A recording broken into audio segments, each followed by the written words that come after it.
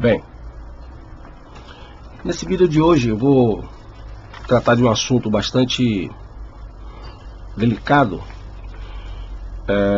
que são as 5 metas, né, para derrubar, para destruir, boicotar o governo Bolsonaro, que foi publicado por um jornal espanhol, El Diario.es, também se autodenomina Zona Crítica. Mas antes de entrar nesses detalhes, eu quero aqui agradecer às pessoas que continuam comprando o meu livro, né? Novos Fundamentos Epistemológicos do Direito Penal e da Criminologia. Agradecer também ao hangout recente que eu fiz com o Alexandre Costa, do canal Alexandre Costa.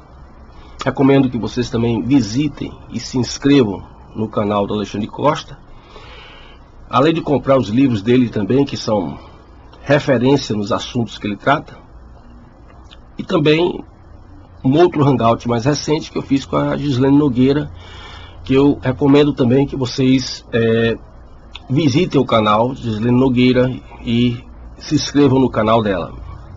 Ela também trata de assuntos bastante interessantes, bastante relevantes. Eu vou postar aqui na descrição do vídeo os links desses hangouts. E além disso, gostaria que você prestasse atenção também nos cartões que vão surgindo aí, tá, no topo do vídeo, que são indicações minhas de outros vídeos meus que podem complementar os assuntos que eu estou tratando no vídeo atual, tá bom? Agradecer também ao pessoal que está aí pelas redes sociais, inbox, message, tá, me enviando material, vídeos, material de análise. Isso me enriquece muito, porque vocês terminam colaborando bastante com o meu aprendizado, com a minha compreensão e com a elaboração de novos vídeos. Então, a todos vocês que estão tendo esse trabalho de me enviar esses vídeos, às vezes links de jornais, etc., eu agradeço muito também, né? Mas vamos lá, vamos ao assunto do vídeo. Eu vou ler aqui algumas partes que eu selecionei da matéria, né? Pontos principais das 5 regras, das 5 metas para atingir o governo Bolsonaro. Mas antes disso, eu selecionei algumas expressões e palavras-chave para que a gente possa entender bem a questão, né? Internacional, nacionalista, agenda, consenso, plataforma progressista internacional, criminalização da oposição, liberdade de expressão de cátedra, sociedade civil, tá? Então, veja bem que qual é a fala da abertura, tá? A possibilidade internacional frente a uma internacional nacionalista.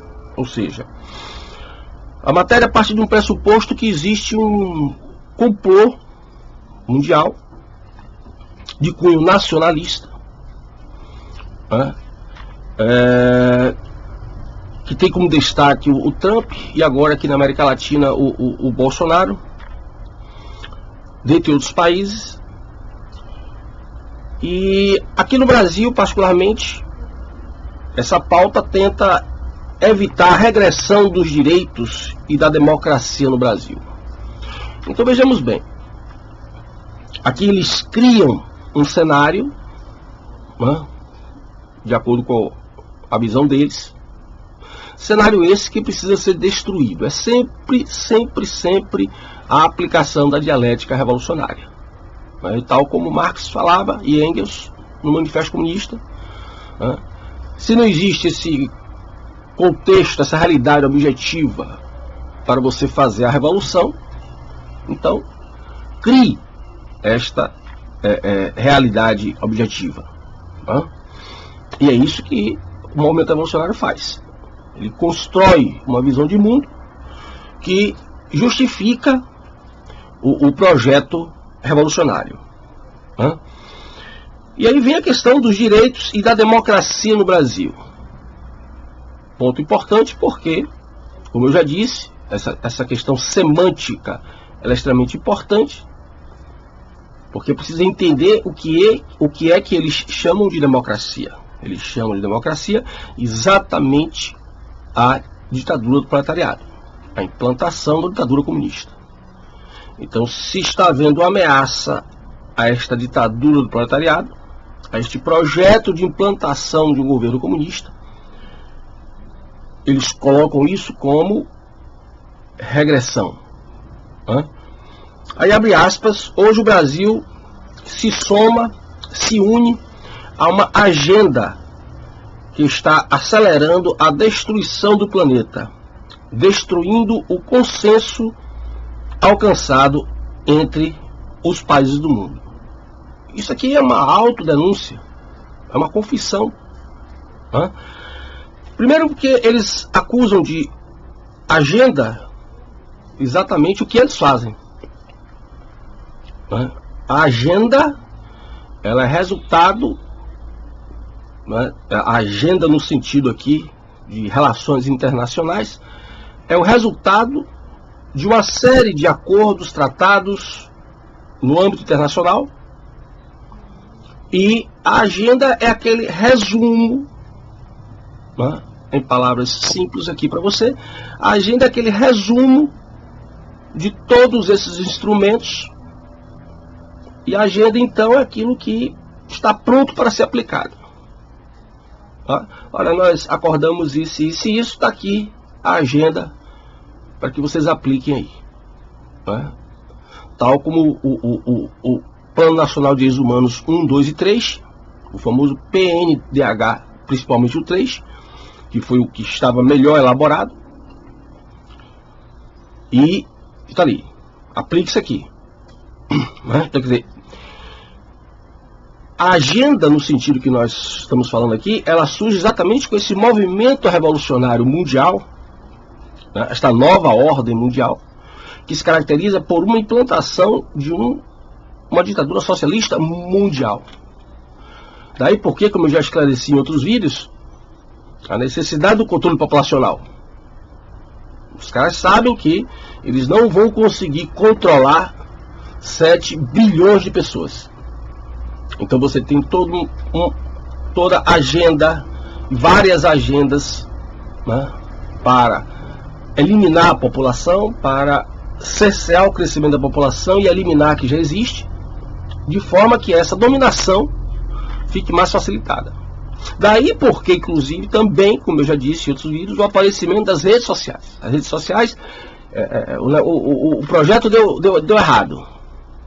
Porque o projeto das redes sociais é exatamente fazer o que eles estão dizendo aqui. O consenso era criar um pensamento único. Mas não foi assim que as reações contrárias a esse pensamento único começaram pouco a pouco a surgir nas redes sociais, e daí porque também a reação da chamada fake news. Ora, quem sempre publicou notícia falsa, quem sempre vem alimentando notícia falsa em todas as redes de emissoras no mundo todo é exatamente a chamada imprensa oficial, com suas versões completamente ideologizadas sobre os fatos que estão acontecendo, inclusive selecionando o que deve ser ou não noticiado e como deve ser noticiado. E de repente você que reage a isto está passível de ser acusado de estar veiculando uma notícia falsa. Muito bem. E aí a gente entra nas 5 metas propriamente ditas. E é muito interessante isso, porque em um ou 2 vídeos anteriores eu já tinha falado que, e volto a repetir, que a esquerda ela iria agora nesse momento, necessariamente se reinventar, estabelecer novas estratégias de atuação, porque aquelas estratégias anteriores estavam um tanto desgastadas. É claro que isso já estava em andamento, mas eu ainda não tinha captado toda essa lógica para poder me manifestar nesse sentido mais objetivo. Eu não gosto muito aqui de ficar com muita especulação, né? Eu prefiro ter informações mais concretas para poder divulgar e emitir minha opinião. E aí, quando essa informação chega até mim, aí a coisa clareou, né? Ou seja, mais uma vez, o movimento revolucionário ele passa por uma etapa em que ele tem que se renovar para se readaptar e poder sobreviver. Só que tem um dilema, né? Tem um dilema nessa nova readaptação, porque eles não podem se desfazer do discurso anterior inteiramente, como aconteceu, por exemplo, na transição entre o marxismo mais ortodoxo e o marxismo reelaborado principalmente pela escola de Frankfurt, em que a dialética restrita à burguesia e ao proletariado ela é substituída por outras formas de dialética baseada muito mais na relação entre opressor e oprimido. Agora eles não têm condição agora de fazer essa ruptura, uma adaptação que implique uma ruptura completa com esse discurso que veio até então. Então daí porque eles estão aproveitando esse discurso revolucionário alimentado até agora, só que para que esta renovação aconteça, como eu disse antes, eles fazem uma leitura do contexto, uma leitura ideológica, como eu já disse, um discurso falseador da realidade, às vezes com pontos verdadeiros, mas com articulações e interpretações completamente fruto de devaneios, e isso justifica a antítese. Uma vez criada a tese, o que há, ou o que seria, justifica-se a reação contrária, justifica-se a antítese. E aí a gente entra, feita essa explicação, a gente entra na questão exatamente dos pontos. Primeiro ponto, eles falam: elevar novas vozes progressistas no Congresso. Aí eles colocam ênfase em mulheres. Então nós vamos ver mulheres, particularmente, como eles mesmos recomendam, como vozes revolucionárias. E por que novas vozes progressistas? Porque as antigas também já estão cansadas. As figuras notórias do Congresso brasileiro, seja a Câmara de Deputados ou Senado, que encabeçaram toda essa implantação da agenda neomarxista bolivariana no Brasil, já estão mais do que batidas. Então é preciso que novas vozes apareçam, ou que forem eleitas, ou que vão ser cooptadas dentre as que forem eleitas, para levantar esta voz revolucionária e revigorar o discurso neocomunista bolivariano, principalmente dentro do Congresso. E por que o Congresso a gente vai ver daqui a pouco. Abre aspas. Podemos apoiar suas equipes. Veja bem, esse jornal veio da Espanha. Isso é importante. Depois a gente vai chegar na Lei de Segurança Nacional. Podemos apoiar suas equipes e coordenar agendas. Veja que no início, se você olhar a matéria, eles nos acusam a direita, a tal direita, de fazer agendas. Mas eles terminam se autodenunciando, e falando com todas as letras que vão coordenar agendas, e observe, com o Parlamento Europeu, e estabelecer vínculos com as novas autoridades do Congresso dos Estados Unidos. Novas autoridades estas, recém-eleitas, e que vão necessariamente né, e que vão necessariamente fazer parte, muito provavelmente, do Partido Democrata americano, que é, para quem não sabe, o Partido Socialista americano, né? Quem pensa que nos Estados Unidos não tem socialismo, está enganado, né? E aí olha o que eles falam, criar uma plataforma progressista internacional, ou seja, uma revigoração, né, da Internacional Comunista, né, criada por Lenin, né. Ponto 2, o que eles chamam de municipalismo 2.0. O município como espaço de renovação política, apoiar os municípios progressistas, formar uma nova geração de candidatos jovens. Isso é fundamental para eles. Os jovens sempre são alvos dos comunistas. Os jovens são ponto central na agenda da Revolução Comunista. Isso ocorreu em todas as experiências de implantação do comunismo no século XX. Absolutamente todas. Todas as formas de socialismo utilizaram milícias de jovens para implantar o seu regime ditatorial. E como eu já disse, é fundamental os jovens basicamente por dois motivos. Primeiro, porque você arrebenta logo com a geração que está se formando. E segundo, porque os jovens, todos nós já fomos adolescentes ou adultos jovens, né? E sabemos que o jovem, ele é, né, por natureza, né, movido por relativa, pelo menos, forte emoção.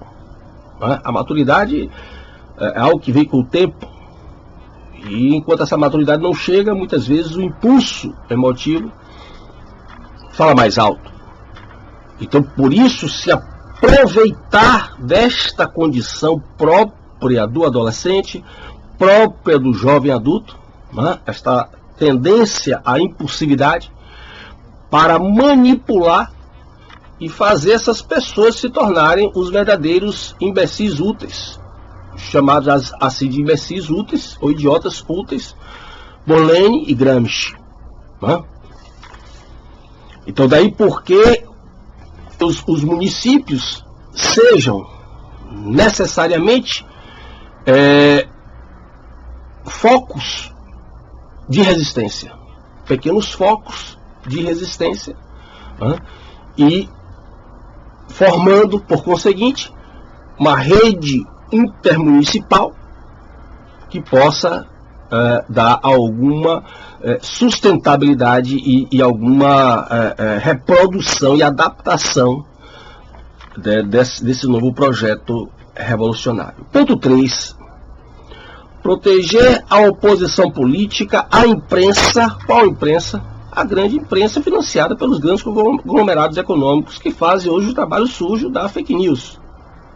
E fazem hoje o trabalho sujo de se alienar as pessoas com interpretações ridículas sobre determinados fatos. Você observe bem, o pessoal gosta muito aqui de falar da Rede Globo.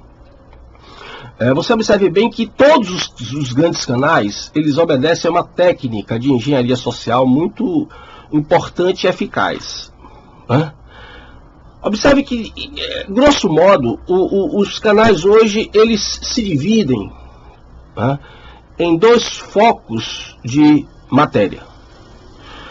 Primeiro, eles cansam você com aquelas matérias sobre violência e criminalidade urbana. Isso é uma técnica, né? Isso é uma técnica porque eles começam a mostrar questões do dia a dia desta daquela cidade, alguém que morreu num ponto de ônibus, alguém que morreu atropelado, alguém que morreu num tiroteio, alguém que morreu com bala perdida da polícia, do bandido, enfim.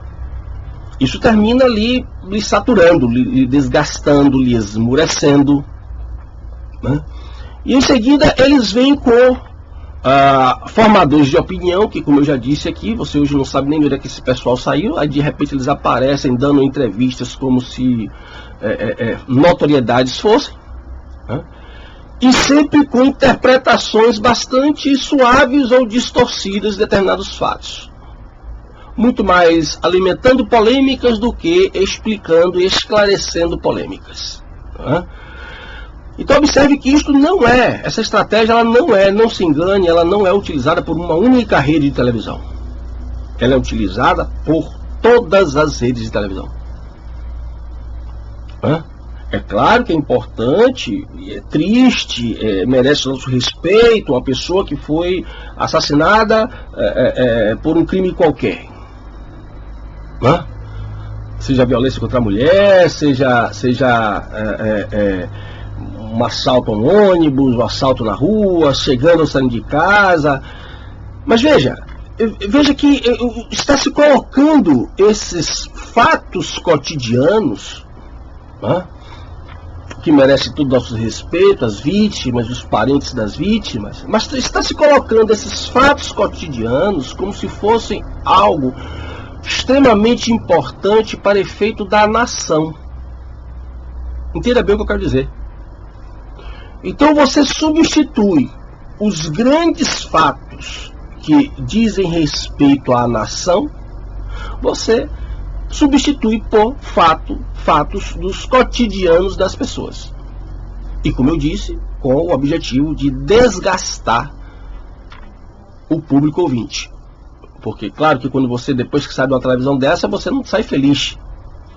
Você sai triste, você sai preocupado, você sai com medo. Então o efeito foi feito. O efeito deu resultado. Na medida em que você está psicologicamente, emocionalmente abalado por essas notícias, vem uma informação e entra no seu cérebro, penetra no seu cérebro com muito mais facilidade, uma informação superficial, que não exige nenhum grande raciocínio, que você está ali ouvindo já quase em estado de choque. Automaticamente você começa a absorver aquela informação, aquela interpretação do tal do formador de opinião, e aquilo penetra na sua mente com muito mais facilidade. Isso é uma técnica, e todas as emissoras de televisão utilizam essa técnica, tá certo? Isso não é particularidade de apenas uma. E aí eles começam, seguindo. Os intelectuais progressistas continuar apoiando a liberdade de cátedra, porque aí eles unem. Por que a liberdade de cátedra e a liberdade de expressão? Porque a liberdade de cátedra, de fato, que o acadêmico tem, particularmente o professor acadêmico, esse termo ele é mais adequado a essa categoria. Todo professor tem a sua liberdade de expressão.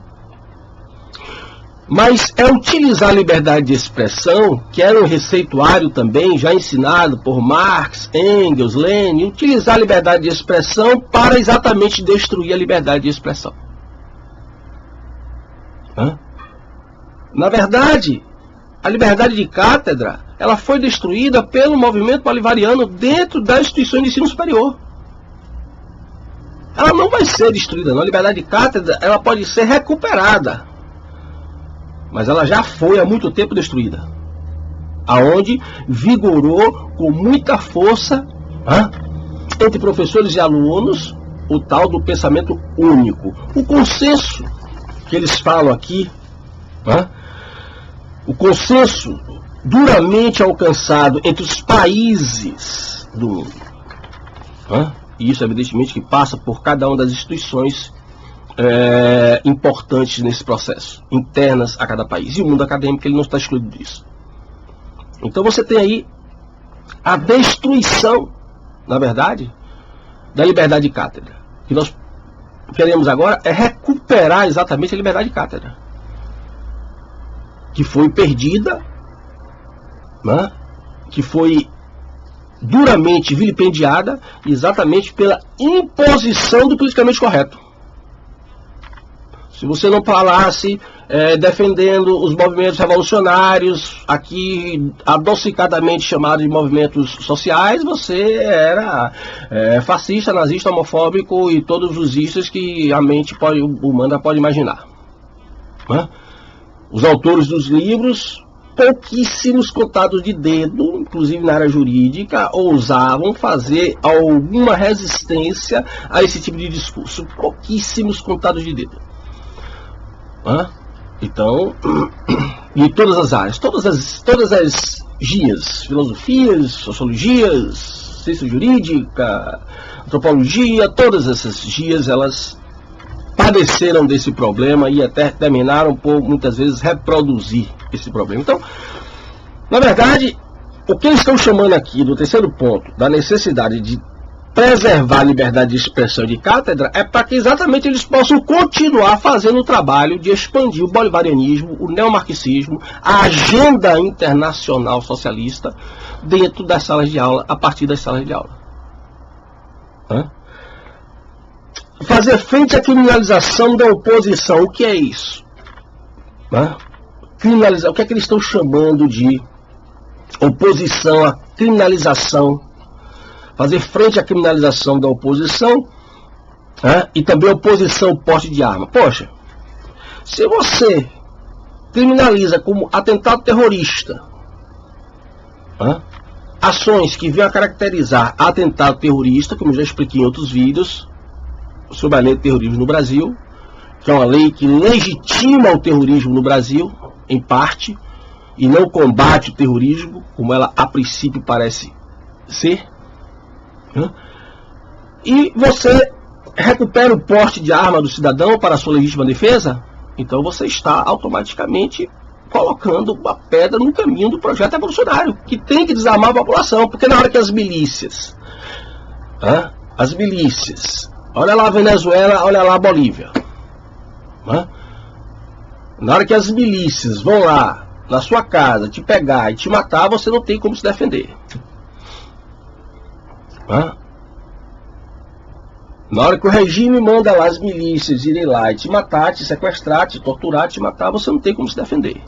E isso sem falar na bandidagem que está solta por aí, que faz parte desse processo revolucionário também, como eu já falei, e outras, o Olavo de Carvalho, diversas pessoas já falaram sobre isso. E o quinto ponto, a sociedade latino-americana, evitar que os países da América Latina sigam o bolsonarianismo. Quer dizer, eles criaram uma suposta doutrina direitista que eles estão chamando de bolsonarianismo, na verdade, para justificar a oposição através do bolivarianismo. Esta sim, escrita, eu tenho vídeos em que eu explico, inclusive, a trajetória de toda essa visão socialista que veio resultar no projeto chamado Pátria Grande, como é que esses termos foram ganhando novos significados, novas referências doutrinárias.